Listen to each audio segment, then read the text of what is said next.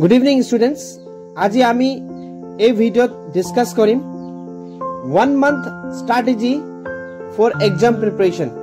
যেহেতু তোমালোকৰ এতিয়া ফাইনাল পৰীক্ষা আহি গল, মাত্ৰ 1 মাহ আছে তোমালোকৰ হাতত, আৰু এই 1 মাহত সব ল'ৰা ছোৱালীয়ে হয়তো সিলেবাস কমপ্লিট কৰা নাই।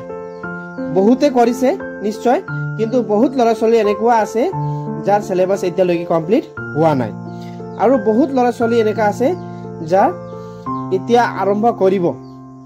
তো একো নাই, যেহেতু মই যিখিনি দেখিছো সকলো ল'ৰা ছোৱালীয়ে হয়তো এতিয়ালৈকে 100% কনফিডেন্স বা 100% সিলেবাস কমপ্লিট হোৱা নাই। যাৰ হৈছে ভেৰি গুড, কনফিডেন্স আছে, ৰেডি হৈ আছে, তেখেতসকল বহুত ভাল। কিন্তু যাৰ নাই, এই ভিডিও স্পেশালি এই সকলো ষ্টুডেন্টৰ কাৰণে, যেহেতু বহুত ল'ৰা ছোৱালী অলপ ডিমোটিভেট হয় বা এতিয়া কি পঢ়োঁ কি নপঢ়োঁ, আৰু আগন্তুক দিনত মেথছ পঢ়িম, সায়েন্স, ইংলিছ কি পঢ়িম কি নপঢ়িম এনেকা হৈ আছে। তো এটা বেষ্ট ষ্ট্ৰেটেজি ফৰ 1 month কাৰণে মই তোমালোকৰ লগত আলোচনা কৰিম।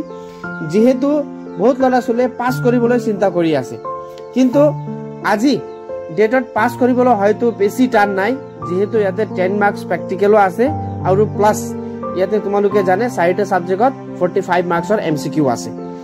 তো তোমালোকে এটা প্ল্যানিং কৰিব লাগে। যেহেতু এতিয়া মই তোমালোকক সিলেবাস কমপ্লিট কৰিবলৈ নকওঁ, চ্যাপ্টাৰ কমপ্লিট কৰিবলৈ নকওঁ, আৰু তোমালোকৰ সিম্পল পেপাৰো নহয়, তোমালোকে কি কৰিব লাগিব, এটা বেষ্ট প্ল্যানিং আছে। এইটো হ'ল তোমালোকে যিমান পাৰিবা এতিয়া লাষ্ট ইয়াৰ টেষ্ট পেপাৰ মানে 2022 আৰু 23 টেষ্ট পেপাৰখিনি সলভ কৰিবা সকলো ডিস্ট্ৰিক্টৰ, আৰু লগতে এইবাৰ যোনটো এতিয়া পৰীক্ষা হৈ আছে, বহুত ডিস্ট্ৰিক্টৰ পৰীক্ষা হৈ আছে, আৰু কেইটামান ডিস্ট্ৰিক্ট হ'বলৈ বাকী আছে, এইবিলাকো হৈ আছে। তোমালোকে পৰাপক্ষত এমসিকিউ খিনি এই 4টা সাবজেক্টৰ যিমান পাৰিবা এই 15 ডেজৰ ভিতৰত সলভ কৰি দিবা। কিয় এতিয়া এমসিকিউ সলভ কৰিবলৈ বেছি সময় নালাগে, 45 মাৰ্কছ, আৰু বহুত খিনি সাবজেক্টৰ হয়তো তোমালোকে সলভ পাই যোৱা।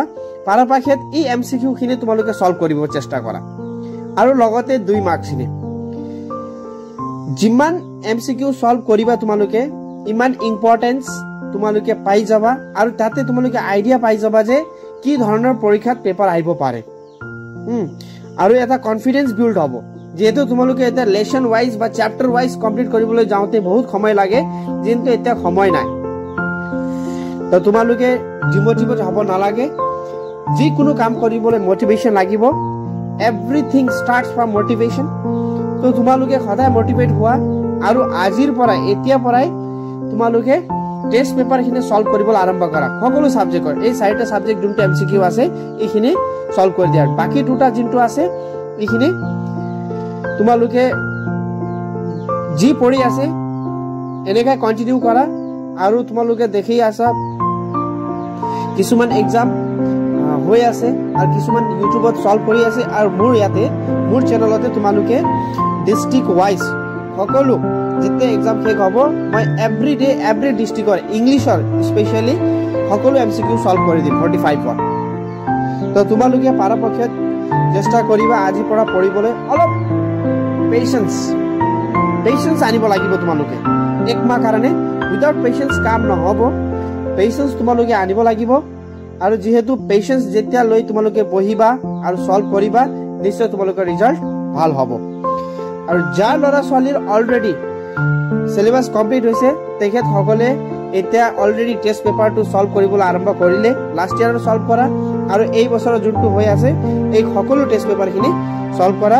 যেহেতু তোমালোকে ইয়াৰ পৰা বহুত উপকৃত হ'বা আৰু বহুতখিনি আইডিয়া পাই যাবা। আৰু ইংলিছত স্পেচিয়েলি মোৰ ইউটিউব চেনেলত তোমালোকে সকলো লেসন ওয়াইজ আৰু লগতে লাষ্ট ইয়াৰৰ যিখিনি টেষ্ট পেপাৰ আছে ইংলিছৰ সকলো সলভ কৰি দিয়া হৈছে, আৰু এই বছৰৰ মই নিশ্চয় এভৰি ডিস্ট্ৰিক্ট ওয়াইজ সলভ কৰি দিম এমসিকিউ খিনি। তো মোৰ ভিডিও আজি ইমানতে আছিলে।